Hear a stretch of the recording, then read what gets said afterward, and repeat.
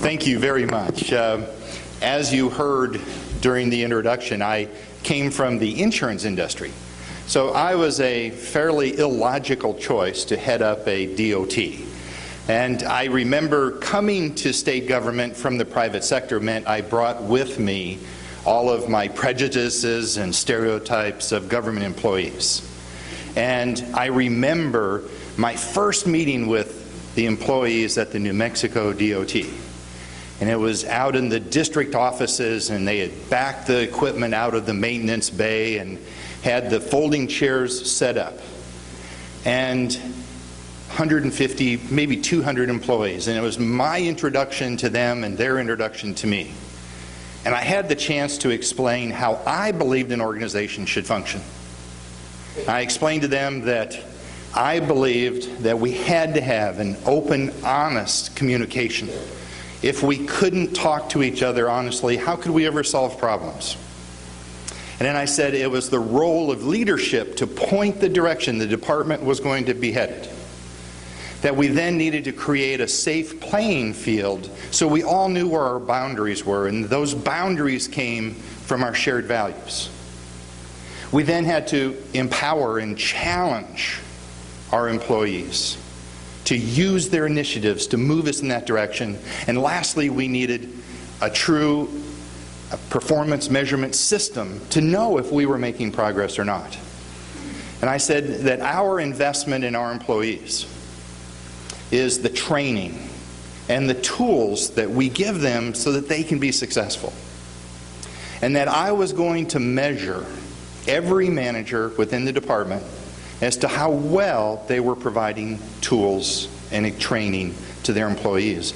And that I expected employees to challenge their managers and demand the training and the equipment for them to be successful. And at that point, a man in the middle of the room raised his hand, and I said, "Yes, sir." And he stands up and he said, "You are really going to screw this place up."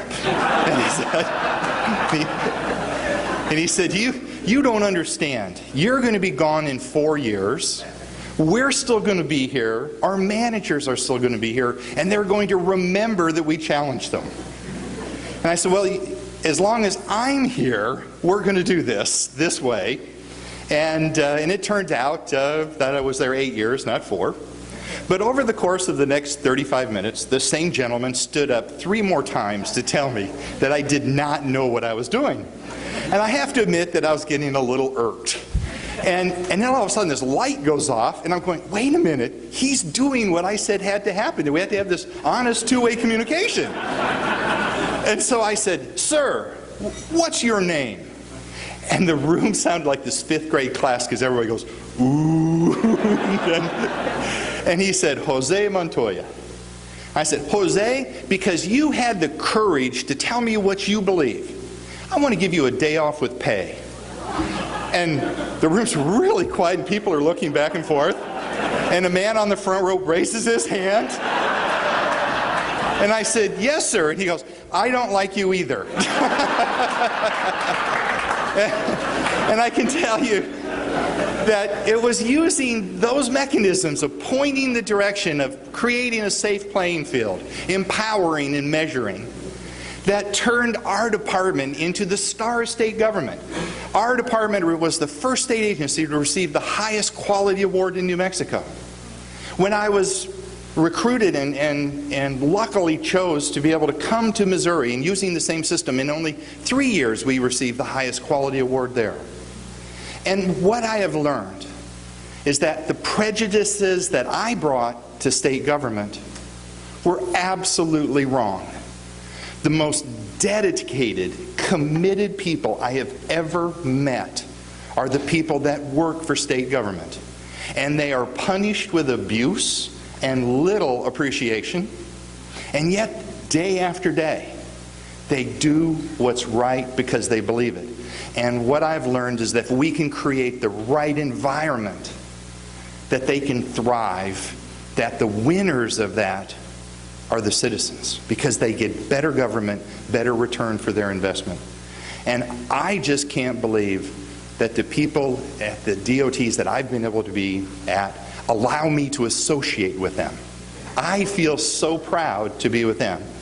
And as I speak of pride, I have to tell you I'm so proud and honored and humbled by governing to have chosen me and to put me in this mix of these 7 other recipients. I mentioned to Fred, I said when I was told I was selected for this, I thought surely you had made a mistake. And then knowing governing never makes a mistake, I thought, okay. The last story I'll tell very quickly, just really quickly, is the story that, we never know when we're going to be tested. We never know where it's going to come from, but we know our employees are always watching us. And so I was up in northwest Missouri, and I try to meet with our employees as much as possible. And I try to show up a little early and shake as many hands as I possibly can to thank our employees for what they do for our state and for MoDOT. And I was in, again, northwest Missouri. We had brought together several of our maintenance sheds, so maybe 50, 60 people. And I had the opportunity to shake nearly every one of their hands. And then the program went on. I explained where we were headed as a department and what were the critical issues that year. And at the end, this gentleman comes up to me, and I have to set the stage because he's wearing a MoDOT uniform. And a MoDOT uniform is a pair of blue jeans, a blue denim shirt with a embroidered MoDOT logo and their name. And so this gentleman comes up to me and he's like this. And he said, "You met me when you came in. What's my name?" And I'm starting to panic, and I'm noticing that he's got MoDOT covered up. So I looked over here, and I said, "Jerry?" And he said, "Oh, you're good." And the lesson I learned from that is sometimes you're just lucky. So thank you very much.